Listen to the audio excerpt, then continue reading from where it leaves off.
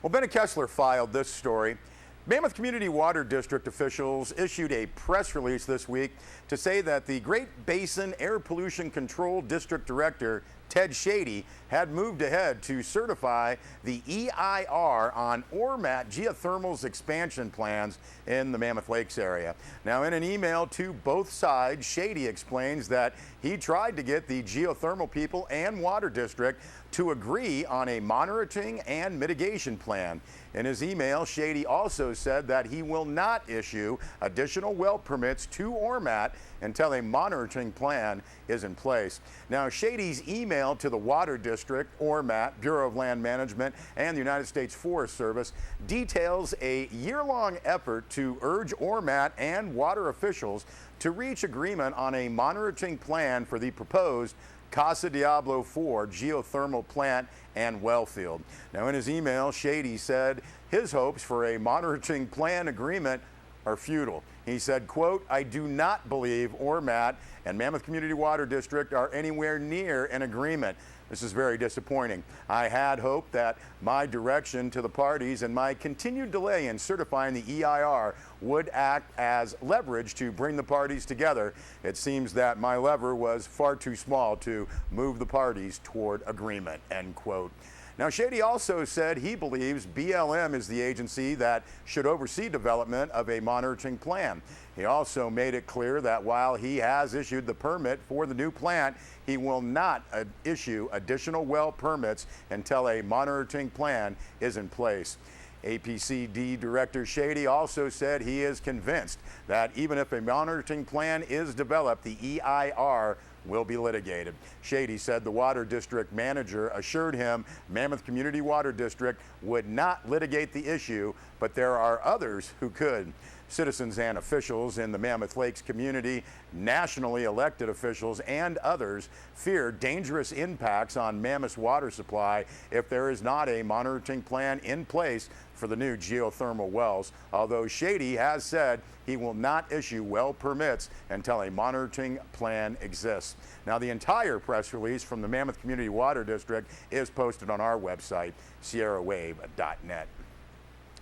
Well, earlier this week, the Inyo County Employees Association issued a press release titled "The Other Side of the Story" from the Inyo County Employees Association. Now, the release shared the ICEA perspective on the history of recent salary increases and the current discussions about county budget cuts. As the bargaining representative for the majority of Inyo County employees, ICEA participated in negotiations last fall, which resulted in wage increases for employees in the lower and middle ranges of the county wage structure.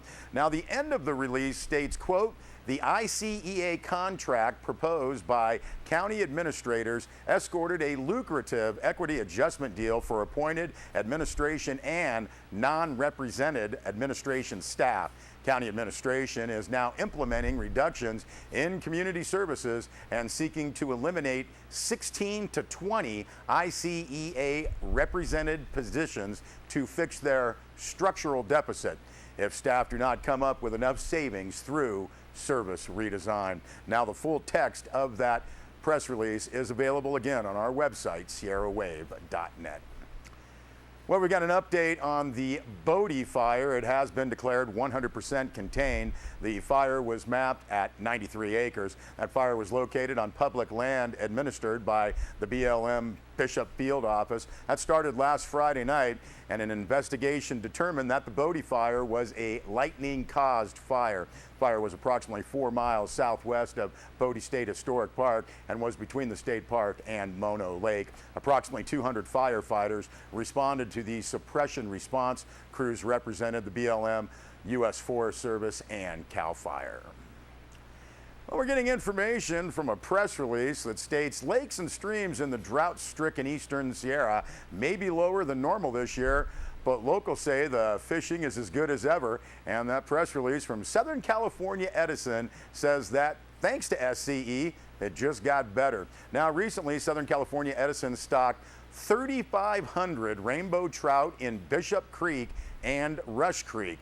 Now, the SCE press release says business owners in Inyo and Mono counties who depend on a steady stream of happy out-of-area anglers were downright ecstatic when they heard the news. Now, last Friday, the first load of 1,000 trout was released at Silver Lake Boat Launch, and at Bishop Creek, a second load of 2,500 trout at Intake 2 near Lake Sabrina later that day. Now, the press release notes that because the drought has resulted in the lowest water levels for the region in decades, Southern California Edison forecasts that this year it will only generate between 30 and 35% of normal output from its hydropower systems. It has been so dry, in fact, that the local fish farm didn't even have enough water to run its hatchery this past winter, forcing Southern California Edison to buy the fish it is stocking from out of state.